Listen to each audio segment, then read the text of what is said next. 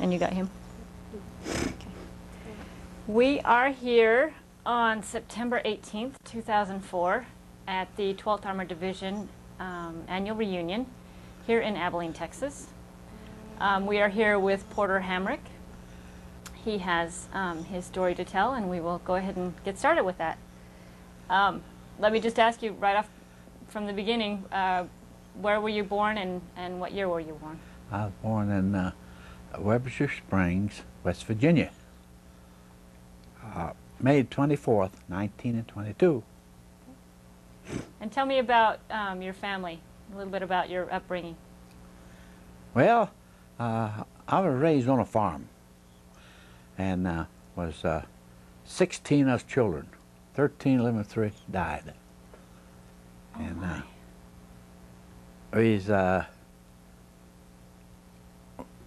The older one raised the younger ones. And when I become 21, Uncle Sam pointed his finger at me and said, "I want you."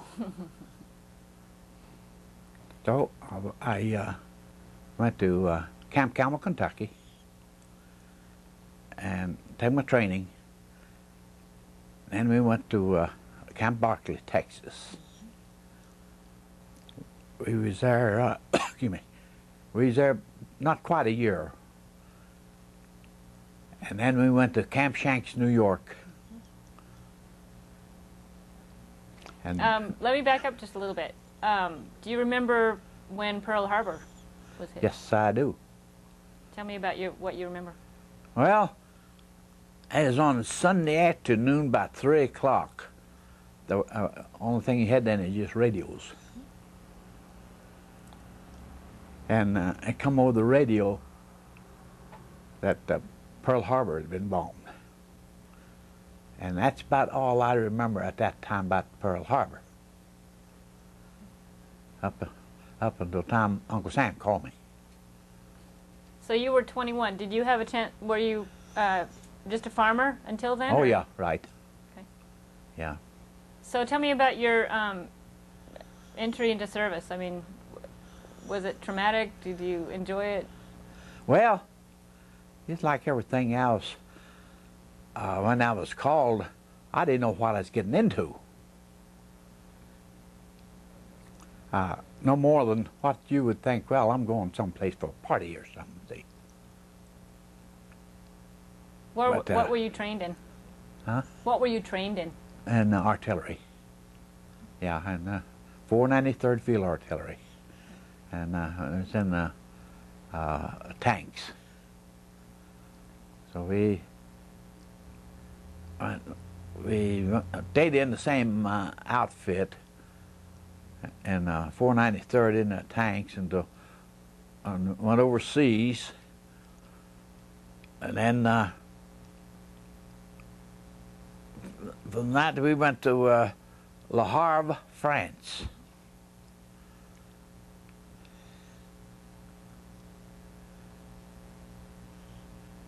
And then, I'll back up a little bit. We went to England. And then we was there until we got all of our equipment issued to us and all the cosmoline cleaned out of it. And then we put us on an LST boat and taken us to France. We landed in Le Havre. And it was about 4 o'clock in the evening when we landed there. And we got off the boat, and all of our equipment they had taken it over before the troops did, no. So we was issued our tanks, ones that we were supposed to have, and we the letters that evening around about a little afternoon. And at 4 o'clock in the evening, second section, gun section, fired the first shot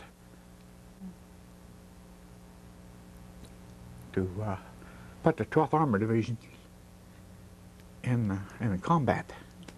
Yeah. And that same evening, we had been in combat, oh, maybe an hour, and they started throwing shells in on us.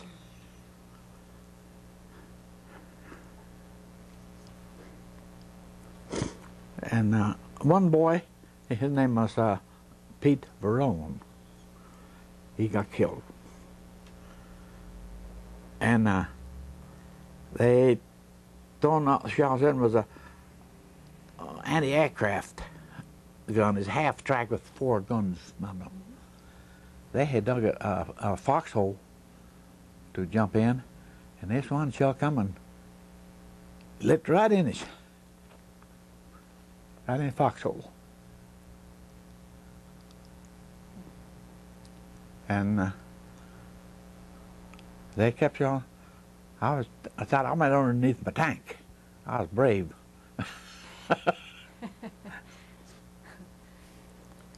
So that evening, then the next day, we moved out. I don't remember exactly where we moved from that time on, but we went on up there to up around to the Rhine River and Frankfurt,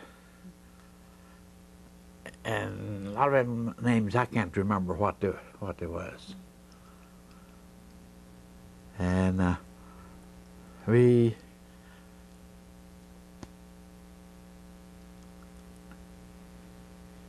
Tell me about your experiences with the civilians. With the what? The civilians. Civilians? The French, yeah. Oh, well, the French people, they was a little odd to us. They had their living room, they had the chicken coop, and had the barn all built in one place. And they had thrown their cow manure out the window right on the street.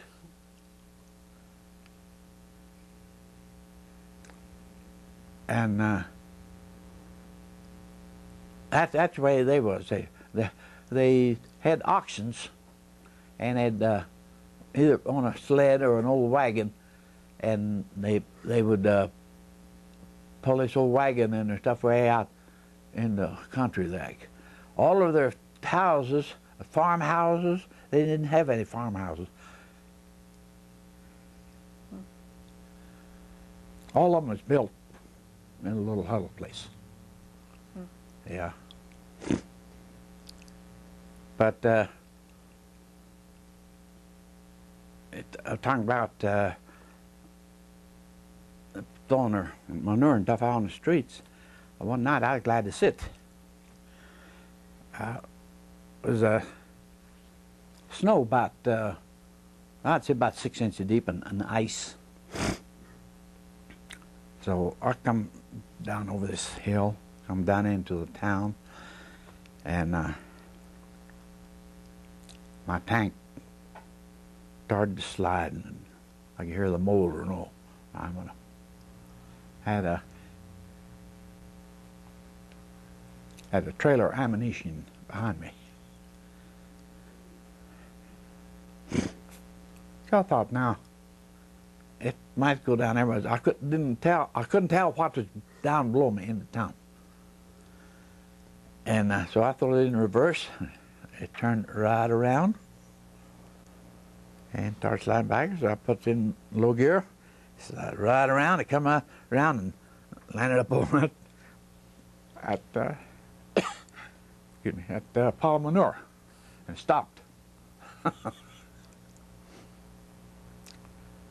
So I was sort of glad that they threw it out the window. Yeah. And the other boy, the guys in the tank with me, there's 7 of us. His driver, assistant driver, chief of section, and a gunner, and 3 ammunition handlers. So I hollered to them. I said, boys, get the heck out of here. Go to the top of the hill on top of these other tanks. For they were coming down in on us. So they went up, but they happened to be, the other tanks had stopped on the top of the hill, didn't come down in on us. But we had to get out there with their shovels and mattocks, try to find some dirt. It froze so hard you couldn't find it. But on that road down to there. And after we got out of there, the first tank come down, there's a barn down bottom of the hill, and just a little curve to turn. And this little boy come down there, couldn't get stopped. He went right on through the barn. Cows in the barn. He went in one side and went out the other. I don't know if he got any cows or not, but I get sort of nervous once in a while. You're doing great. You're doing great. Tell me about your buddies. Do you remember your buddies overseas? Oh yeah, ones that was with me. Yeah, the buddies that were overseas with you in combat. Well, ones that was in my tank with me. And one of them from Illinois, and one from Kansas, Missouri, and one from New Jersey, and I was from West Virginia, and one from he's Decatur, Illinois. How many is that? That's about all of them. But who were they? Fritz, he's from New Jersey. He was a gunner. And Davenport, he was the chief of section. Luther, he was a loader. And I had 3 ammo bearers. Had one guy, Luther, one that loaded the gun.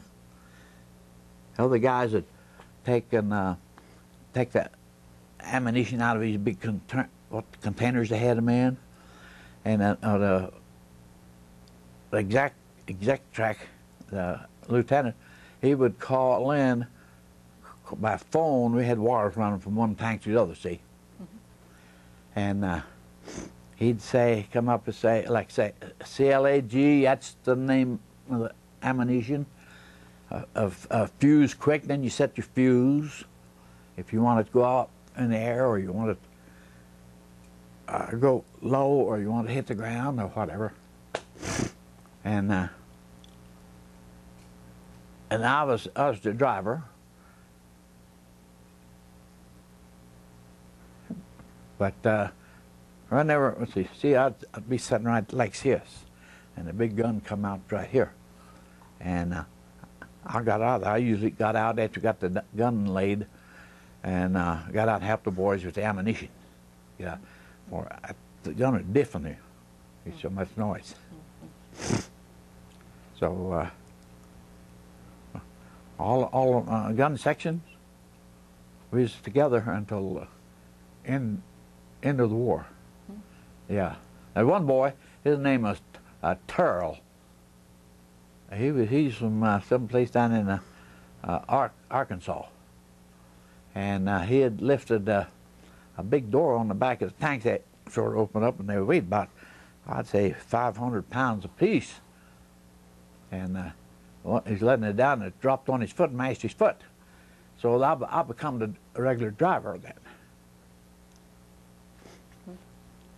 Yeah. So he had to go to the hospital. And he come back to our outfit, but he rode around in an ammo trailer. He didn't go back in the tank, with me anymore. Yeah. Tell me about your experience at Herlesheim. Herlesheim?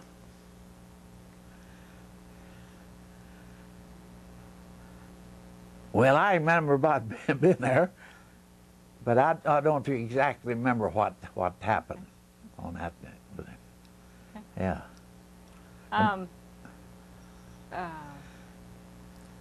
Tell me about where exactly did your unit end up towards the end of the war? End of the war, we were down at the foot of Little Elk Mountain. Yeah, I forget what the now, Austria. Yeah, that's where we sat. And we come back, well, I'll bring that up a little bit. But we done come back, it's set on the road back up a ways, and it's foggy that morning. And we sat up there from about 9 o'clock in the morning, and about 3 o'clock, we were waiting for orders to move on, see. And we got march order.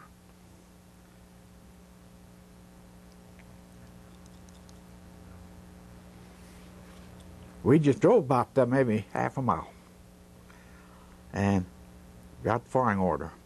There's a field there. We went up in this field. And the way they set their track of tanks is like a diamond formation. And they run a wire, the exact track, half track, right in the center. And they run a wire, telephone wire, from each tank to that point. And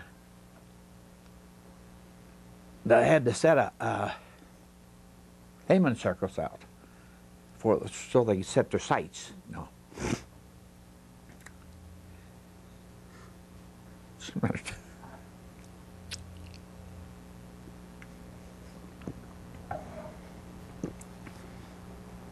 So I jumped out. I got the first aiming circle. Aiming stick. And I take me about 100 yards and set it down. I come back to the second one where I dropped it going out. I picked it up and set it down on the ground so the gunner could line them up. And the shell come in, cut that off.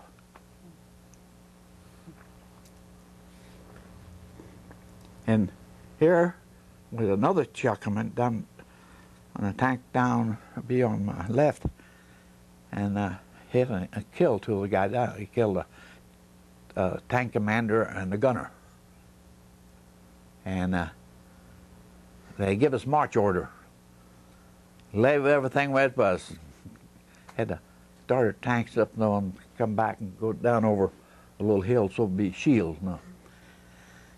And we found out the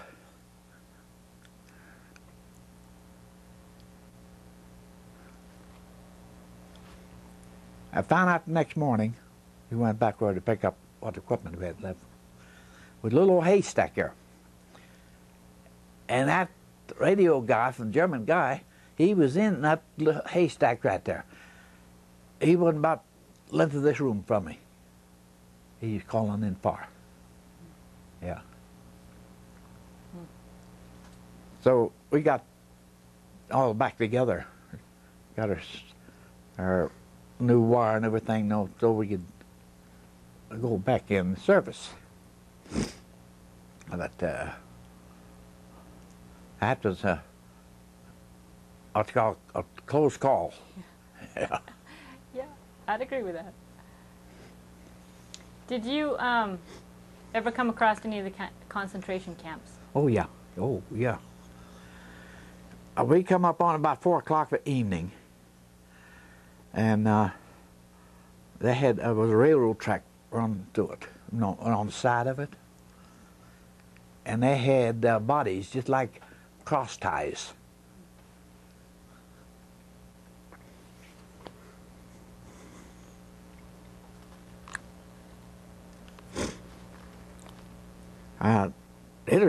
Well, they must have been 100 foot long or something. They had a lot, there.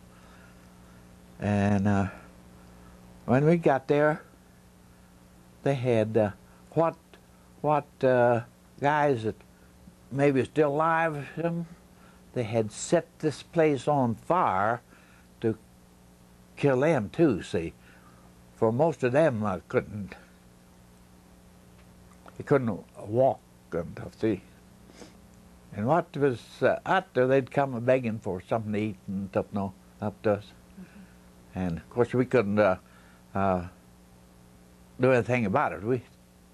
We had to just keep on moving slow, like no one past them. But they just, I don't know, it's hard to describe. Hey, people, they'd been there a long time, laying out there, but they never had no meat on their bones or nothing, no. Were you ever injured? No. No, lucky. So what do you remember about the end of the war? End of the war? The end of the war, yeah. Where were you? Well, we was down at the foot of Alp Mountains in Austria, and the war was over. The word come down that the war had ended. So we stayed down. There was a clothing factory, not the clan, but just a cloth. And there had the whole bolts of cloth and all. And we had a picnic. All the guys giving them some cloth and all to send back home. And after we was there about a couple of days, we got orders to move back north. We come up there, Whatwiller, I believe is the name of the place. And it's a little town there, and General Patton got killed in the town that night. They went back up there. He was in his command car, going up sort of a little hill and curve, and it's a gravel road, and was a GI truck come down the road, speeding, and he was in his command car, and of course they had no driver driving for him, and all he could do is run up against the bank to try to miss him, and it turned over on him and killed him. Yeah. And then a couple of days after, on Sunday morning, they sent 6 tanks in a company. They sent all of us back up in the hill up there, and when the train started to pull out, excuse me, we fired 21-gun salute. Yeah. And we was there for not too many days. Man, I don't remember exactly what directions we went in right there. Were you able to go home, or did you have to serve an occupation? I had served. See, the way they did it, they taken people that's married and had children and stuff there. They went by the point system. And I didn't have enough points by George to even, well, I was the lowest pointsman there. I wasn't married. So they couldn't come home, and then they was wanting a stabulary force at the guards, you know. And I volunteered for there another 6 months over there. So I stayed 6 more months longer than what I should. Yeah. Yeah, then I was in the 12th. In the 12th, when they separated us, I went to the 3rd Armored Division. And from the 3rd, I went to the 2nd Armored Division. And then they sent me home after that. So then I was home. Oh, I remember, yeah. Oh, about 10 or 12 years. Yeah. And Uncle Sam had pointed his finger at me again once, so I had to go to Korea. Yeah. So what did you do after the war? You didn't stay in the Army. No, I got out. I was in the reserve, so when I got out, see. And me and another buddy of mine, we went together and built a filling station. And we had a filling station there. And of course, when I got called back service, I had to sell out. I sold out to my brother. So when I come back then, I went to work in a coal mine back there. Yeah. So and I worked there a few times, and was two or three guys come up to Indian Head, went to work up there for the government, for the Navy. So they take me back an application. So I filled it out and went up there and retired from up there. My 5 years I was in service, I got credit for it. That's great. Yeah. Now, after I retired, I worked a filling station up there for, I must work for about 12 years or more. The same one you sold to your brother? No, this is another place. This is up Indian Head, Maryland. Okay.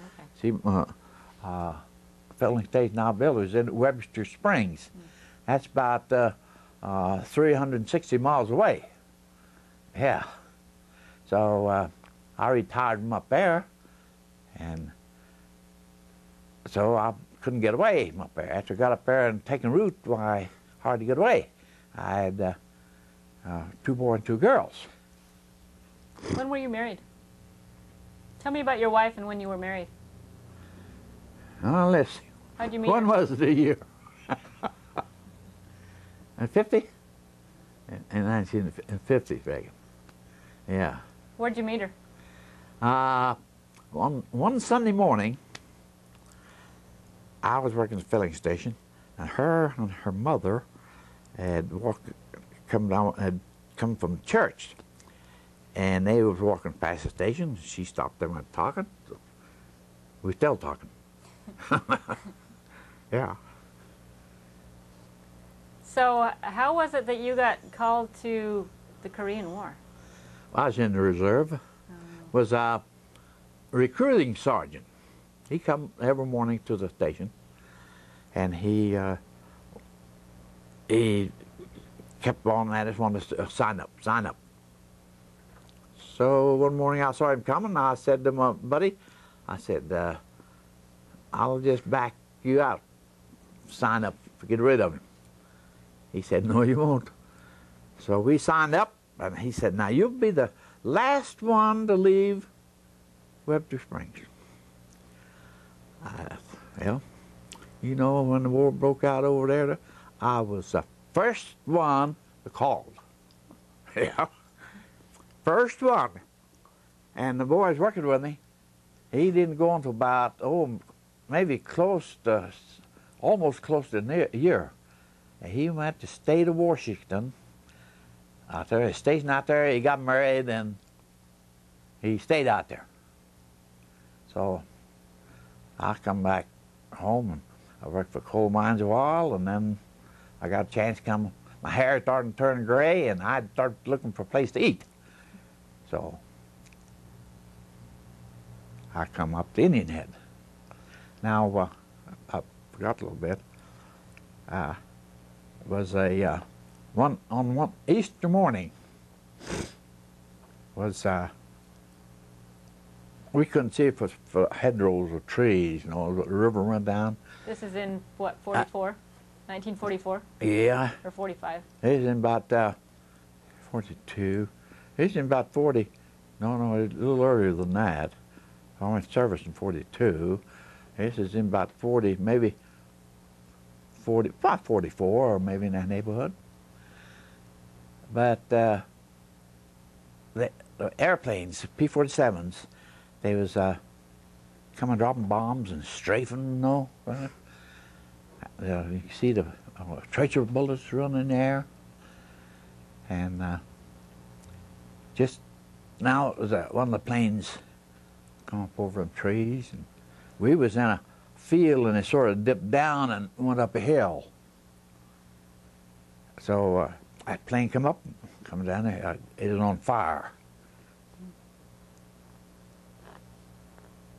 And when he hit the bottom, of course, it come right up a hill, and he was maybe 50 yards or a little bit from my tank. And I grabbed the fire extinguisher out there and went out, and the tire was on fire. I put down to where the hole was and put the fire out. And excuse me. And on the fuselage of the plane, was named Judith Ann. And I said to myself, now, if I ever have a daughter, I'm going to name her Judith Ann. And she's sitting right here. They're right over there. Yeah. Yep. Yeah, that's Judith Ann.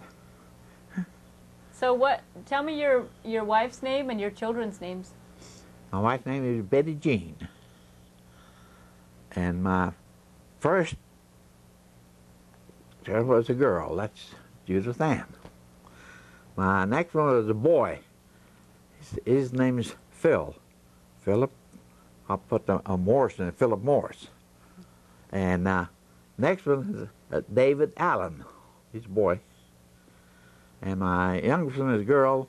Her name is Sarah Lynn.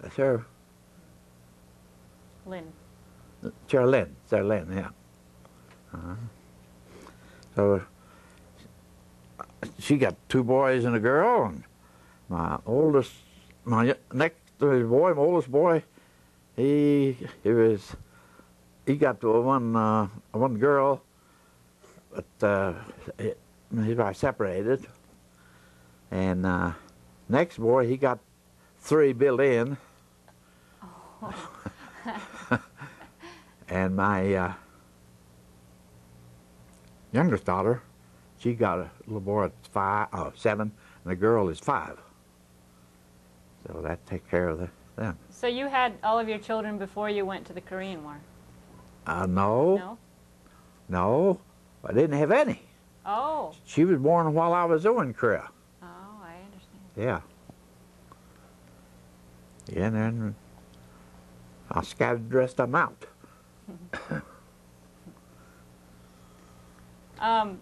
Okay, well, I don't have any other questions. Is there anything else that you would like to express?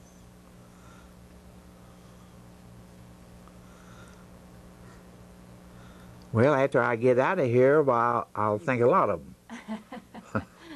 Been too much water running over the dam since that time. All right, well, thank you so much, Porter. I appreciate your time. Okay, Porter Hamrick has a couple other thoughts that he just came across, so we'll let him do that. Well, we was on a Christmas Eve. The snow was about 12 inches deep. And do you remember what year that was? well, that is I'd say that was about 44. Okay. And snow was about knee, in other words, a foot deep and more. And they attacked us. They threw artillery on us. We threw artillery back. And we just almost run out of ammo that night. Come close. And just luckily that they give up first. And that sort of let us out. We went on guard then. Yeah. And I already forgot what this other was. Yeah. We was one morning just after daylight. We got attacked, and they thrown artillery in on us. There was a big old factory there. It was all glass, sides of, and some of the guys run in that glass house there, get away from the shells. Of course, they went in there and got underneath lathes at the machine shop. And they got underneath the lathes and the tool things underneath there to protect themselves. But also laughed at them after that to run in a glass house to keep them get shot though. So you were wise not to do that. That's right. You're right. Yeah, usually we got rough like that and coming in. Why, I usually jump out and got under the tank for protection on top of the armor. But they didn't think about it. They just think about it like a duck getting their head in or something. Yeah. That's funny. All right, thank you so much. Yeah.